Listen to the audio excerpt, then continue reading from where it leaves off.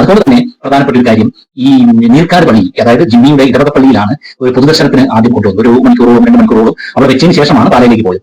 ഈ സമയത്ത് ഈ വേലക്കാരി അവിടെ വന്നില്ല. എല്ലാവർക്കും നമസ്കാരം. കോട്ടയം ഏറ്റുമാനൂർ മരണപ്പെട്ടു പോയ അഡ്വക്കേറ്റ് ജിസ്മോൾ ഈ ഒരു വിഷയവുമായി ബന്ധപ്പെട്ടിട്ട് ഡോക്ടർ വിനോദ് ഭാസ്കർ രംഗത്ത് വന്നിട്ടുണ്ട്. അദ്ദേഹം കുറച്ചധികം കാര്യങ്ങൾ പറയുന്നുണ്ട്. നമ്മൾ കഴിഞ്ഞ വീഡിയോയിൽ ചർച്ച ചെയ്ത കാര്യങ്ങൾ ശരിവെക്കുന്ന രീതിയിലാണ് അദ്ദേഹം പറയുന്നത്. ഒരു ഡോക്ടറാണ്, ആ ഡോക്ടറായ വ്യക്തി തന്നെ ഇതൊക്കെ വന്ന് പറയുന്നുണ്ടെങ്കിൽ നമ്മൾ ഒന്ന് ചിന്തിക്കേണ്ടിയിരിക്കുന്നു.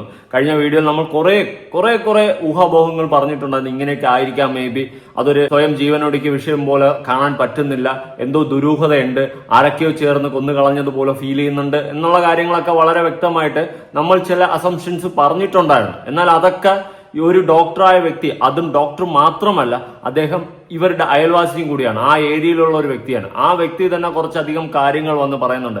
പ്രത്യേകിച്ച് ഒരുപാട് CCTV ഉള്ള ആ ഏരിയയിൽ ജിസ്മോളും കുട്ടികളും സ്കൂട്ടിയിൽ പോയ ഒരു ദൃശ്യം പോലും പതിഞ്ഞിട്ടില്ല. ഇവരെന്ത് മാഞ്ഞു പോയാടെ, അതാ മുകളിൽ കൂടി പോയാ? ഇങ്ങനെയുള്ള ഒരു ചോദ്യം കൂടി ചോദിച്ചുകൊണ്ട് തന്നെയാണ് ഡോക്ടർ വിനോദ് ഭാസ്കർ രംഗത്ത് വന്നിട്ടുള്ളത്. എന്തായാലും നമുക്ക് വീഡിയോ ഒന്ന് കണ്ടു നോക്കാം. ഇതിന്റെ അടുത്ത് ഒരു സംഭവമാണ്, ഒരു 2 കിലോമീറ്റർ 1 കിലോമീറ്റർ അടുത്തേ ഉള്ളൂ. അപ്പോൾ ഈ ഏരിയ, ജിസ്മോൾ പോയ ഏരിയയിലെല്ലാം CCTV ക്യാമറകളും ജനവാസ മേഖലയുമാണ്. ഈ ആറിന്റെ സൈഡിലൊക്കെ ജനവാസ മേഖലയുമാണ്. 2 കാര്യമാണ് എനിക്ക് സംശയം പറയാനുള്ളത്. ആദ്യമായിട്ട് വേലക്കാരിയുടെ ചില ഫോൺ സംഭാഷണങ്ങൾ. വേലക്കാരി പുള്ളിക്കാരത്തി അവിടെ തന്നെ അടുത്ത് നിൽക്കാറ് താമസിക്കുന്നതാണ്. അപ്പൊ പുള്ളിക്കാരത്തിയുടെ തന്നെ 2-3 ഫോൺ കോൾ റെക്കോർഡ് ചെയ്ത് പല യൂട്യൂബുകളിലും പ്രചരിപ്പിച്ചിട്ടുണ്ടായിരുന്നു. അതിനകത്ത് ആദ്യം മരണം നടന്നു, വാർത്തകളെല്ലാം അറിഞ്ഞു. അതിനുശേഷം ഈ പുള്ളിക്കാരത്തിൽ ഒരു വൈറലായിട്ടുള്ള ഒരു ഫോൺ കോൾ വന്നു. അതിനകത്ത് അവർ പറയുന്നത്, അവർ രാവിലെ വീട്ടിൽ വരുന്നു, ഈ കുട്ടി, അതായത് മരിച്ചുപോയ ജിസ്മോള് ബാത്റൂമിൽ നിന്ന് പറയുന്നു കുളിക്കുകയാണ്, ചേച്ചി പൊക്കോ, അവരെല്ലാം ആശുപത്രി പോയെന്നു. അതിനകത്ത് ഈ വീടെന്ന് പറഞ്ഞാൽ ഒരു 1500 സ്ക്വയർ ഫീറ്റുള്ള വീടല്ല, വലിയ വീടാണ്. ഈ വീടിന്റെ ഏതോ മൂലയ്ക്ക് ഒരു ബാത്റൂം, അവിടെ നിന്ന് കഴിഞ്ഞാൽ വെളി വരുന്ന ആൾക്കാരെ പോലും അറിയത്തില്ല.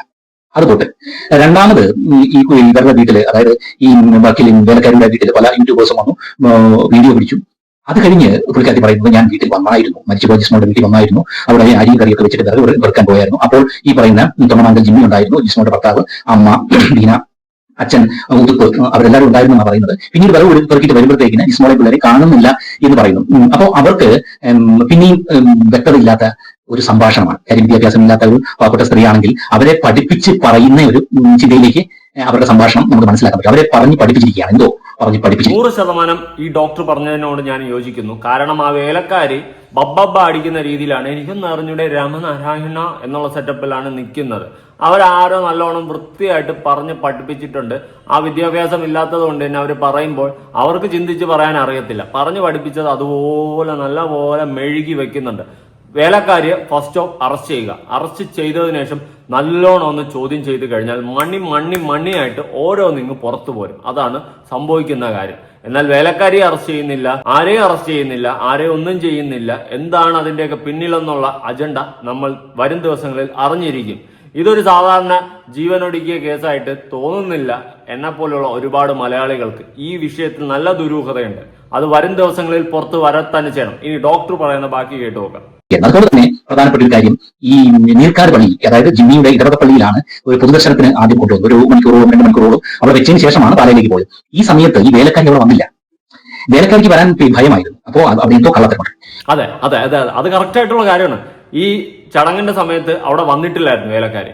എന്തോ നല്ല കള്ളത്തരം ഉള്ളത് കൊണ്ടല്ലേ മുങ്ങിയിരുന്നത്.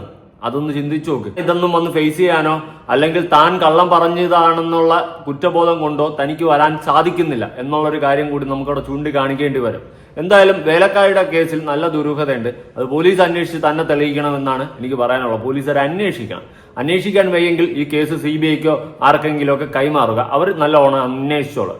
അല്ലാണ്ട് പോലീസുകാർക്ക് അന്വേഷിക്കാൻ സമയമില്ല അല്ലെങ്കിൽ പറ്റുന്നില്ല എങ്കിൽ ഉള്ള കാര്യമാണ് ഞാൻ പറയുന്നത്. രണ്ടാമത്തെ പ്രധാന കാര്യം എന്ന് പറഞ്ഞു കഴിഞ്ഞാൽ, സാധാരണ ഡ്രൗണിംഗ് ഡെത്ത്, അതായത് വെള്ളത്തിൽ പോയി മരിക്കുക, ഒരു 4 മണിക്കൂറിനകം ഈ ബോഡി പൊങ്ങുക എന്ന് പറയുന്നത് അപൂർവമാണ്. ഒരു 6-7 മണിക്കൂറെങ്കിലും വേണ്ടിവരും ഇതിനകത്ത് ഡീകമ്പോസിഷൻ ഉണ്ടായി ഈ ബോഡി ജഡം പൊങ്ങി വരാനുള്ള സാഹചര്യം. അപ്പോ ഈ പറയുന്ന ചൊവ്വാഴ്ച 11 മണിയോട് കൂടിയാണ് കുട്ടി ജിസ്മോള് വെള്ളത്തിൽ ചാടുന്നത് എന്ന് പറയുന്നു. കൃത്യം 1:30 ആയപ്പോഴത്തേക്ക്, 1 മണി ആയപ്പോഴത്തേക്കിന് അവിടെ ചൂണ്ടയിടാൻ വന്നവർക്ക് ഈ ബോഡി ഒഴുകി വരുന്നത് കണ്ടു. അവർ വെളിയിലെടുത്ത് ആശുപത്രി കൊണ്ടുപോയി എന്നാണ് പറയപ്പെടുന്നത്. അപ്പൊ ഈ 4 മണിക്കൂറിനോ ഇടയോ, ഈ 4 മണിക്കൂർ ഇന്റർവെല്ലിൽ ഈ ബോഡി പൊങ്ങി വരിക എന്നുള്ളത് ഭയങ്കര ഒരു റയർ ഫിനോമിനയാണ്.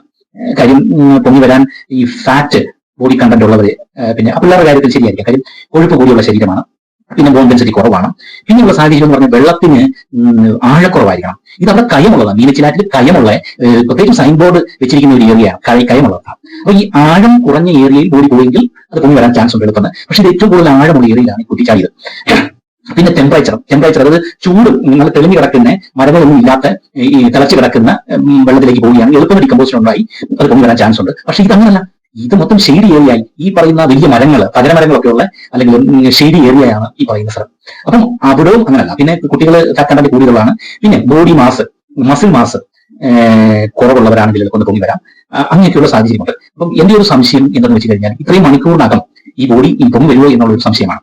അപ്പോൾ ഞാൻ പറയുന്നത് ഈ വേലക്കാരിയുടെയും ഈ പൊങ്ങി വരാനെടുത്ത സമയം കൂടെ കണക്കാക്കി ഞാൻ പറയും, എന്റെ ഒരു ഊഹം എന്തെന്ന് വെച്ച് കഴിഞ്ഞാൽ ഈ കുട്ടി തലേദിവസം ഈ ആത്മഹത്യ ചെയ്തിരുന്നു, ഈ കുട്ടിയും അതിന്റെ പിള്ളേരും, കൊച്ചുകുട്ടികളും. ഇത് ജിമ്മിയുടെ വീട്ടുകാരും മറച്ചു വെച്ച് ആരും കാണാതെ ആറ്റിൽ കൊണ്ട് നിക്ഷേപിക്കുകയായിരിക്കും എന്നാണ് എന്റെ ഒരു തോന്നൽ. ഓക്കെ, ഇവിടെ ഡോക്ടർ പറയുന്നത് പോലെ ബോഡി പൊങ്ങി വരത്തില്ല. പക്ഷെ വേറെ എവിടെയെങ്കിലും വെച്ച് സ്വയം ജീവൻ ഒടുക്കിയതിനു ശേഷം പിന്നെ ജിമ്മിയും ടീമും കൊണ്ട് അവിടെ ഇട്ടു എന്ന് പറയുന്നതിൽ എനിക്ക് യോജിപ്പില്ല. അങ്ങനെ എന്തിനാണ് അവർ ചെയ്യുന്നത്? ഇവർ സ്വയം എവിടെയെങ്കിലും വെച്ച് മരിച്ചിട്ടുണ്ടെങ്കിൽ അവിടെ കിടന്നാലും അത് സ്വയം മരിച്ചതായിട്ട് റിപ്പോർട്ട് എഴുതി തീർക്കാമല്ലോ. അതിന്റെ ആവശ്യമില്ല. മറിച്ച് ഇങ്ങനെ കൊണ്ടിട്ടിട്ടുണ്ടെങ്കിൽ ഇവിടെയൊക്കെ എന്തോ കൈ അതിന്റെ പിന്നിലുണ്ട് എന്നത് വാസ്തവമായിട്ടാണ് നമ്മൾ വിചാരിക്കേണ്ട കാര്യം. അല്ലാണ്ട് ഇവരെവിടെയോ വെച്ച് ജീവൻ ഒടുക്കി അതിനുശേഷം ജിമ്മിയും ടീമും എടുത്തുകൊണ്ട് ഇവിടെ ഇട്ടു എന്ന് പറയുന്നതിൽ എനിക്ക് യോജിപ്പില്ല. മറിച്ച് ഇവർക്കൊന്നെങ്കിൽ കൈ അബദ്ധം പറ്റി, അല്ലെങ്കിൽ മനഃപൂർവ്വം കൊന്നു. ഇങ്ങനത്തെ പോസിബിലിറ്റീസ് ആണ് നമുക്ക് ചൂണ്ടിക്കാണിക്കാൻ പറ്റുന്നത്.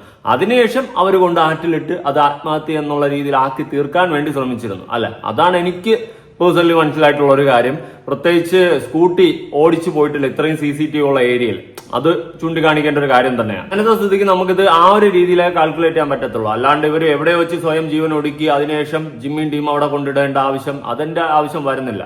അങ്ങനെ ഒരു ആവശ്യം ഒരു രീതിയിൽ നമ്മൾ നോക്കേണ്ട കാര്യമില്ല. അല്ലെ, എങ്ങനെയാണെങ്കിൽ അവർ എവിടെ വെച്ച് ജീവൻ ഒടുക്കിയാലോ ജീവൻ ഒടുക്കിയതിന് തുല്യം തന്നെയാണല്ലോ കുടുംബ പ്രശ്നമായാലും എന്തായാലും. ഓക്കെ, ആ രീതിയിലല്ലേ ചിന്തിക്കണം. മറിച്ച് ഇതാണ് എന്റെ ഒരു പോയിന്റ് ഓഫ് വ്യൂ. എവിടെയോ വെച്ച് ഇവരെ തീർത്തു, അതിനുശേഷം ഇവരെ കൊണ്ടിട്ടതാവാം മേ ബി. ആ ഒരു രീതിയിലാണ് ഞാൻ ചിന്തിക്കുന്നത്. ഒരുപാട് ആൾക്കാരും ആ ഒരു രീതിയിൽ തന്നെയാണ് ചിന്തിക്കുന്നത്. എന്തായാലും നിങ്ങളുടെ അഭിപ്രായം ഉറപ്പായിട്ട് താഴെ കമന്റ്. ബാക്കി വീഡിയോ കണ്ടോക്കാം.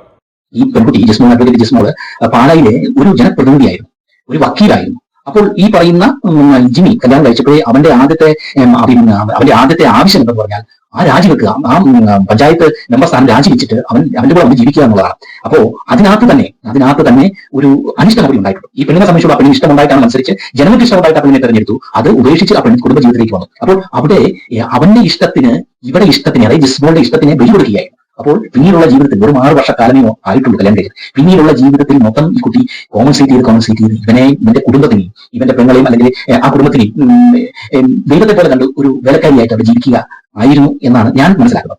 അതിന് ഒരു കാരണവും, ഞാൻ ഈ മരണത്തിന് നോക്കി നിൽക്കേണ്ടതായ ഒരു കാരണം ഞാൻ കാണുന്നത് ജിസ്മോളുടെ അച്ഛനെയാണ്. കാര്യം ജിസ്മോളുടെ അച്ഛൻ നല്ലൊരു തീരുമാനം എടുത്തിരുന്നെങ്കിൽ, എരിമോളെ നീ വാ, നീ ഒന്നും പേടിക്കണ്ട, നമുക്ക് ചർച്ച ചെയ്യാം എന്ന് പറഞ്ഞിരുന്നെങ്കിൽ ആ കുട്ടിക്ക് ഒരു മനസ്സമാധാനവും ഒരു മനത്തങ്കേടും കിട്ടിയാൽ. അത് 100% ഞാൻ യോജിക്കുന്നു. ജിസ്മോളുടെ അച്ഛനോ സഹോദരനോ ഒക്കെ ഇങ്ങനത്തെ വിഷയം അറിഞ്ഞ സമയത്ത് തന്നെ അവന്റെ കുടുംബത്തിനെ കളഞ്ഞിട്ട് മോളിങ് വാ എന്ന് പറഞ്ഞിരുന്നെങ്കിൽ ഇന്ന് അവര് ജീവനോടെങ്കിലും ഉണ്ടാവുമായിരുന്നു. അല്ലെ, അതാണ് നമ്മൾ ചിന്തിക്കേണ്ട ഒരു കാര്യം. പ്രത്യേകിച്ച് ജിസ്മോളുടെ അച്ഛൻ ഇന്ന് മീഡിയയിൽ ജിസ്മോളുടെ സഹോദരൻ സംസാരിക്കുന്ന സമയത്ത് വേണ്ട മോനെ തട്ടിയത് എല്ലാവരും ഓർക്കുന്നുണ്ടാവും.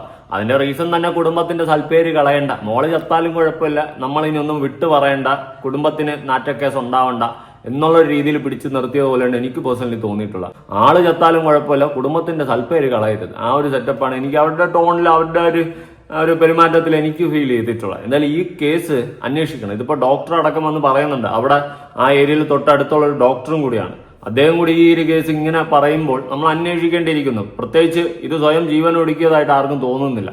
ഈ വിഷയത്തിൽ നല്ലോണം ദുരൂഹതയുണ്ട്. സ്കൂട്ടിയിൽ പോയിട്ടുണ്ടെങ്കിൽ പോയ CCTVയോടെ, ഇത്രയും CCTV ഉള്ള ഏരിയ ആണെന്ന് ഡോക്ടർ പറയുന്നുമുണ്ട്. അതുകൊണ്ട് നല്ലപോലെ ദുരൂഹതയുണ്ട്. അന്വേഷിക്കേണ്ട രീതിയിൽ അന്വേഷിച്ചാൽ ഈ കേസ് സുഖമായിട്ട് തെളിയും. അല്ലാതെ കിമ്പളം വാങ്ങിക്കഴിഞ്ഞാൽ നമുക്കൊന്നും പറയാനില്ല.